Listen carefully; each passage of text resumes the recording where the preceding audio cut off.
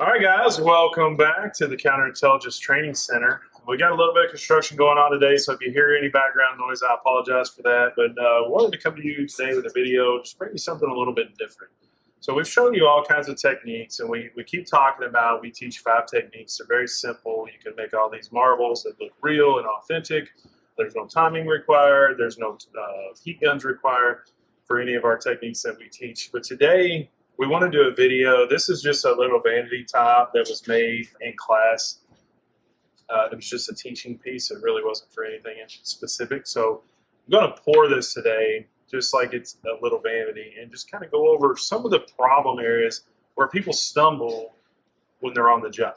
Because it's different pouring a sample board versus pouring a job. Because you have all kinds of different things that might cause you an issue. Like if it's up against a wall, for say, if you're doing a pour in place, or you have these rounded faces, or you have a sink cut out, whether it's a drop in or an undermount.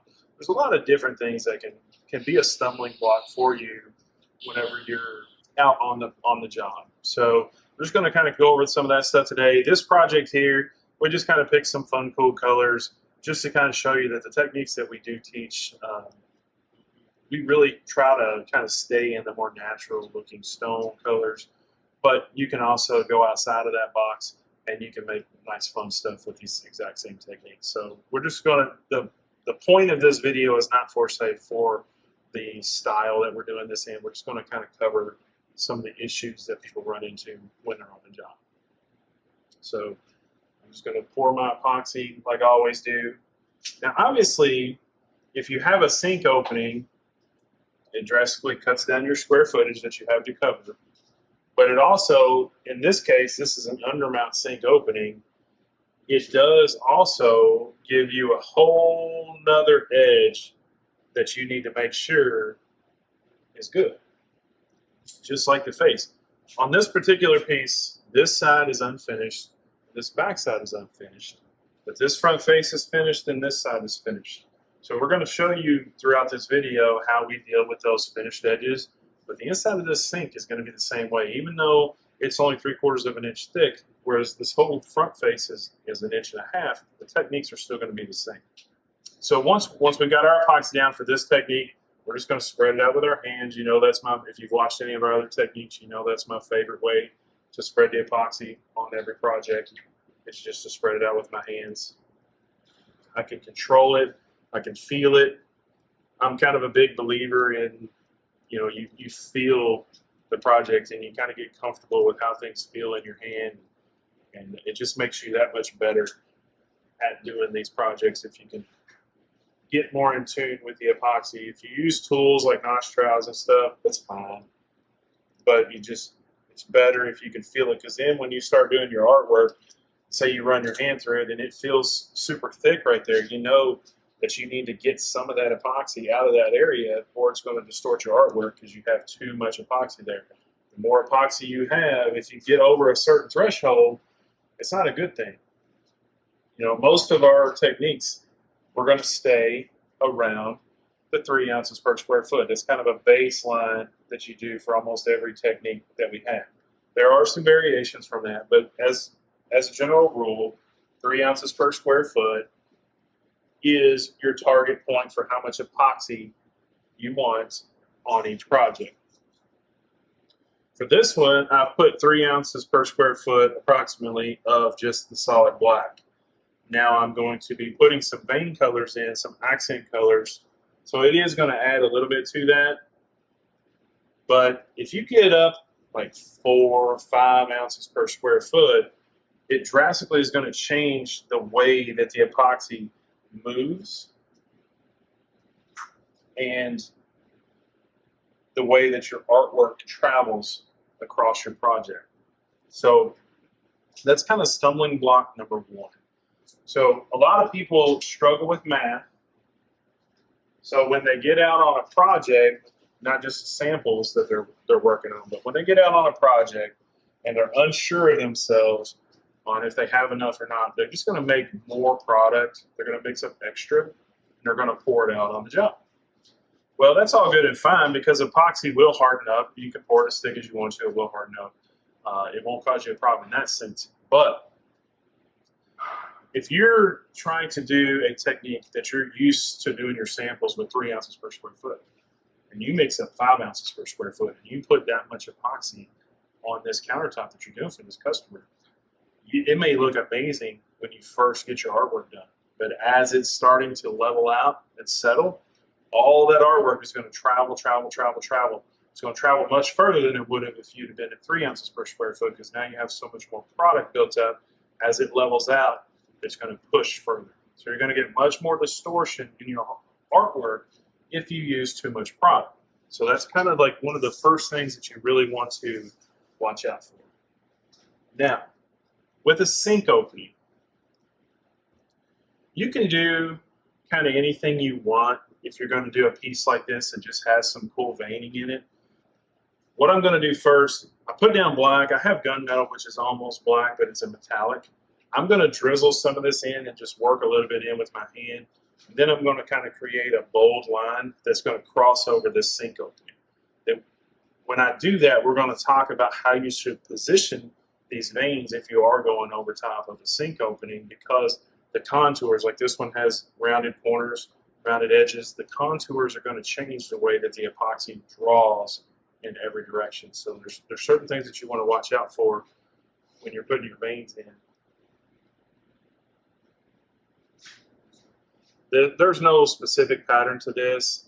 Just, you know, if I have an idea in mind on the direction I want my main vein to be in, when I'm drizzling in this color like this, it's just going to kind of be the same direction that the other stuff's going to be. But there's no real drastic need for this to be perfect in any way, shape, or form. We're just trying to get a little variation to the black. Okay, so we got that in there. I'm just going to take my fingers. I'm just going to try to create a soft variation in this black. It's very easy, very simple. But once again, my most common comment on all my videos that we do is you need to learn how to be as random as possible. If you're random in a pattern, it's no longer random. It's still a pattern. So you just want to change it up. You want some long strokes, some short strokes, some wavy strokes, some straight strokes. You just want to just really be completely random. The more random you can get your pieces, the more authentic they're going to look whenever they're done. So that's key. Tip number 2 is when people are unhappy with their artwork, usually it's because it doesn't look natural. And the most common culprit for it not looking natural is just that you weren't random enough or very patterned in the way that you spread out your colors. Okay, I could work that more if I had spots, but it looks pretty good to my eye right now. So now I'm going to take, this is a little bit of a custom color. I mixed some orange red and some of our copper. It just makes it a little bit deeper, brighter copper color. I'm going to kind of create this kind of gnarly, big vein kind of running right through the middle. Now, what you don't want to do if you're going to cross an opening like this, or even in the corner of an L shape, you want to be very cognizant of these corners. Because if you go to the inside corner of an L, or these sinks, if you're crossing right in the corner, you have 2 directions that the epoxy is pulling. So it's not only just going to pull, like if I come across the middle here, the epoxy is only going to pull this way and this way. So it's not really going to distort my artwork. It's going to look really good. But if I start on this face, it hit this corner, and it hit this corner and come across, that's a cool placement for this vein. But with this sink being here, that's not really good because this corner is rounded, just like these sinks. So it's going to pull off the face and off the side, which is going to distort my vein because it's going to pull in 2 different directions. So it's going to make it look not real. It's going to do the same thing if I hit this inside corner here. It's going to draw in 2 directions and it's going to make it look very artificial. Same thing here. So anytime I'm going to open, I want to try to get to an area that my sides are kind of flat. And I also don't like to run something along like a face all the way down, because if I have a vein running this way, as the epoxy starts to flow over this face, I've got a vein running linear, and then I've got the epoxy flow is pulling off to the side. So you really just want to kind of be aware of your piece and what you're trying to achieve with it. So for this one,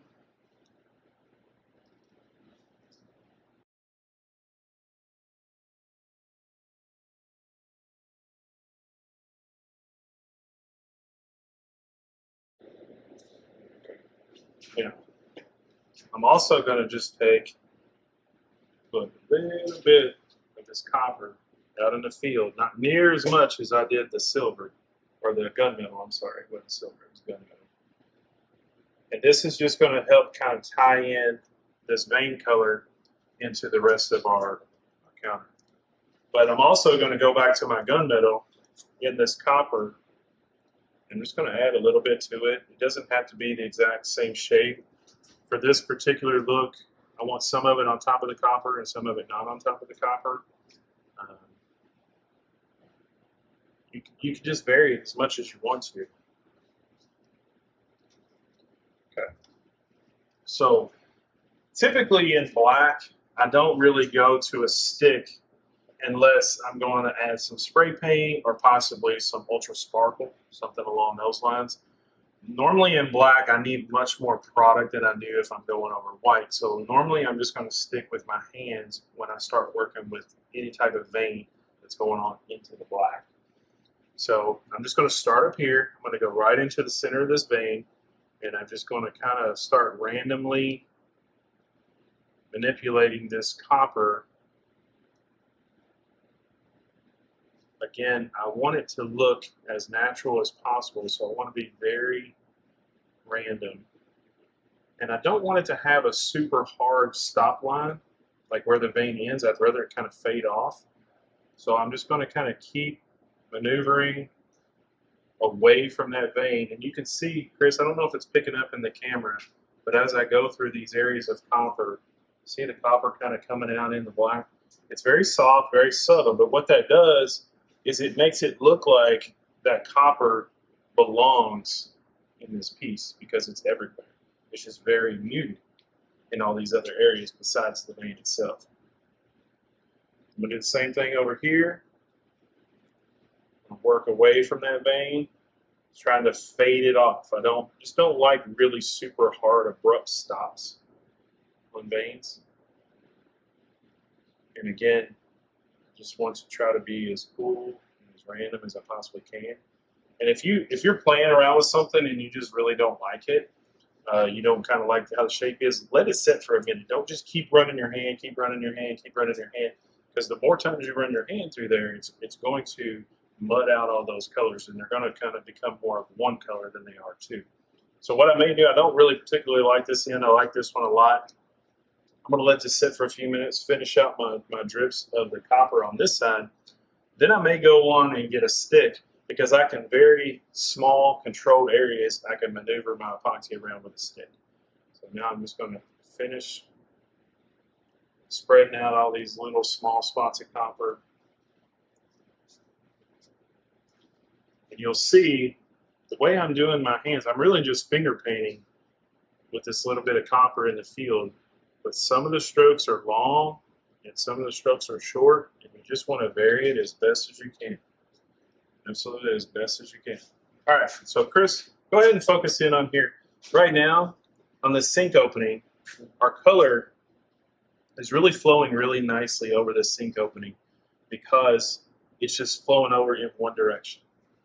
If I move this right down here, now I've got epoxy moving this way and this way, and it creates like this bottleneck in my vein. So it no longer looks natural because it's drawing too much in two different directions. And again, out here on the face, see how my color flows over real nicely over the face. But if I'm coming down here, it's going to get distorted because I'm flowing too many different directions. So it's just kind of backing up what I was saying a while ago. You absolutely do not have to get the stick out and try to reshape any of this. I just personally, I'm pretty picky about what things look like. And let's just say, as I'm sitting here, I say, I really like the way this looks out here in the front, but I feel like I need another accent. I can come back here and just do, I don't have to make a vein all the way across. I can just kind of make this spot back here.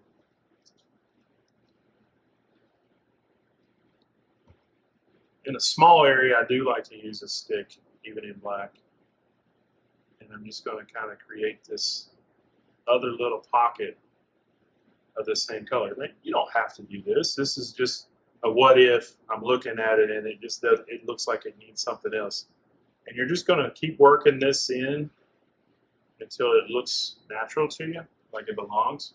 And you could even put another tiny one over here, whatever you want. You can put as little or as much in as you want to. But that's just the little tip. If you're looking at something and it just doesn't look right to your eye, it's probably not going to look right to your customer's eye as well. So just add a little spot. And this is something that you should definitely be practicing on your samples. And when you do something, if it just looks like a tire track running through, and like, man, this thing needs something else, put a little accent mark here and there. We call them little eye pockets. And it's kind of something that I really like to do on most of my pieces because I think it adds a lot of flair and I think they look really cool. I think I'm going to do one more small one right here just to kind of balance everything out a little bit. It's not going to be near as big as that one.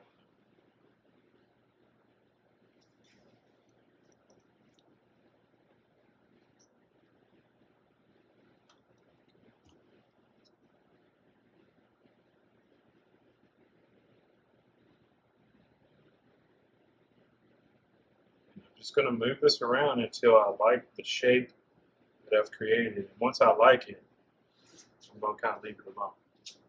Okay, so moving on, kind of the theme and the point of this video is to talk to you about challenges that you're going to face. Let's say there's a wall here. You're doing this as a pouring place. You're in somebody's bathroom, or even this could be a small piece in a kitchen. There's a wall here. It's very common for you to see people that are pouring in place to have a gap between their color and their wall. Like their vein will stop an inch short of the wall because when they're pouring, the cup will not get all the way to the wall. Okay, so one little trick that's really, really simple that you can do that's going to help you out is just get you some cheap measuring cups that have a pour spout. So that way when you pour your colors, it helps you get closer to the wall because it can really control where it's pouring out of. This is one little tip. Another little tip is, you know, like me, I like to usually leave the stick in my cup.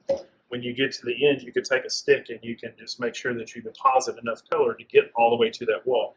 Because you could do the best looking artwork in the world, but if it has a frame that has no color all the way around, like it's solid black or it's solid white or whatever color you put down as your main color, it's not going to look authentic.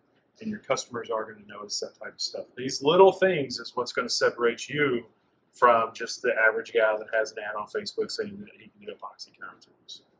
Okay, so we've covered several topics, but going around walls for pouring places, it just takes a little bit of practice, but you need to think about it before you just slap epoxy on there. What technique are you going to do? You know, are you going to do the chop technique? Are you going to do our hand model? Are you going to do our wood technique? Are you going to do this complex vein technique? What are you actually doing for this project? And then you're going to kind of determine how you're going to go about making sure that you've addressed all of these different things that we're talking about. So before I get too far, I'm going to kind of go around, and you'll always want to take your hand and turn your palm towards the face. But anywhere that I've got some areas that looks very drippy, instead of nice and smooth, I'm just going to rerun my hand through. Now, you do want to be cautious in the areas where your vein is coming over your countertop. But the one benefit is where your veins are coming over, there's extra epoxy. So usually they're already nice and smooth. So you can just kind of skip over those, but always turn your palm towards the countertop. And it's just going to nice and smooth, long strokes. We go in great detail in class on how to adjust your faces. Let's say that it's getting late in the process and one of your veins is coming over and it's got a dry spot in the middle of it, doesn't look right. We teach our trainees exactly how to handle that. We teach our trainees how to do it when the epoxy is really, really sticky. We got a little trick that we teach them on how to smooth it out even when it's really sticky. Like you can't put your glove on there because it'll just stick and it looks like mozzarella cheese. So there are some things I'm not going to share with you on the video. There are a few things that if you do want all the tips and tricks, you do have to sign up and become a franchisee for Counterintelligence. It'll be the best move you've ever made if you want to do epoxy countertops for a living, because we really, truly do have the best system in the world for epoxy countertops. So really the absolute biggest problem that people have with epoxy countertops in this industry whenever they get into the business is top coats. And pretty much industry standard is a water-based urethane with a C blend additive to it, which gives it a satin finish. It's incredibly durable. It is a good finish for countertops, but when you get out west in the drier climates, it's very, very temperamental, and it's very hard to get it to lay out without roller lines, because in the really dry climates, it's a water-based product. It sucks the moisture out when there's zero humidity in the air. It sucks the water out of the product, and then it gets sticky fast. So as you're trying to roll it out, it's much harder than it is if you're just doing a sample board. Like you see somebody doing it on a video. They're very seldom are they going to show you the hard parts about doing their top coat if they're trying to sell you top coat. They're not going to show you when you do an L and you're going this direction, you get to that L and you have to transition to go in this direction. How do you make that transition without getting a roller line? There are ways to do it, and you know, when people come through class, we do teach them those ways. But with our new top coat, we don't have that issue. Our UV cured top coat, you can roll it as many times as you need to. It goes down very thin. You roll it out until you get it exactly the way you want it. It will never tighten up. It will never thicken up. It will never get sticky on you until you're ready for it to. And as soon as you get it with our UV light, it is instantly 100% cured, and the customer can start cooking on their countertop as soon as you walk away. It's a tremendous product. It's an absolute game changer in the industry. And it is the absolute biggest problem in the industry as far as durability, and the reason why epoxy hasn't overtaken some of the other options in kitchens as far as popularity, because the durability issues that have come across. Because a lot of people they hate top coats. They just do epoxy countertops and leave them. Well, they scratch very easily. They yellow over time. You have to protect them with the top coat. So with our new top coat, we've eliminated almost all of the major issues that you run into with top coat. And it really is a game changer. So we're going to go ahead and finish this one up. We're going to hit this with a little bit of isopropyl just to make this look a little bit more authentic. Enough of me talking and jabbing. Now, if I don't think that this has enough wow factor, like if I need to add something else to this, I can absolutely add some chrome spray paint to it. I'll just grab some real quick. I'm just going to add a little more flair. So I like to do this after I've sprayed my isopropyl. I don't really like spraying the isopropyl on top of the paint because it creates circles in the paint, and I just really don't think it looks as authentic and as natural. So it's not my favorite way to do it. That doesn't mean you might like it better, and that's okay. Everybody kind of has their own flair, their own style. There's no right or wrong amount of this to put in there. If you want it, you just add some in. If you don't need to. But it does look really cool whenever you're done. You can also use gold or any kind of color that you want to. You know, maybe I wanted to put an orange in there to kind of pop out the orange that's in this piece. I have a good orange. Let me just show you. If I'm going to talk about it, I might as well show you how to do it. You'll see a big difference if you use comparable colors to your metallics or your liquid pigments. If you add some spray paint, you'll see a different dimension when the project's done. See how bright that is? We're just going to drop some of this off. This is going to add another layer and another dimension of color. It'd be kind of cool. I haven't added orange or anything in a long time. We typically stay right in the wheelhouse of all the natural colors that are in stone. So I don't get that many opportunities to just play freely and make fun stuff. So I like little videos like this. It allows me to educate and have a little fun at the same time. So once you've put the amount of orange or whatever color you're using in, just always wipe off your stick to get any excess paint off before you start manipulating that color around.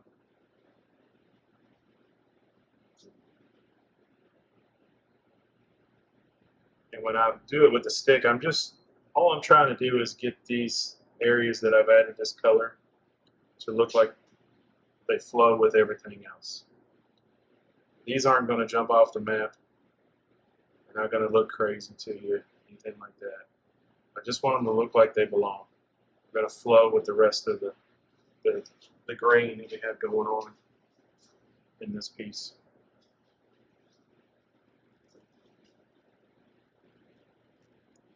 So what I would like for you guys to do as you watch at home, I know we're picking up different viewers on a lot of our videos.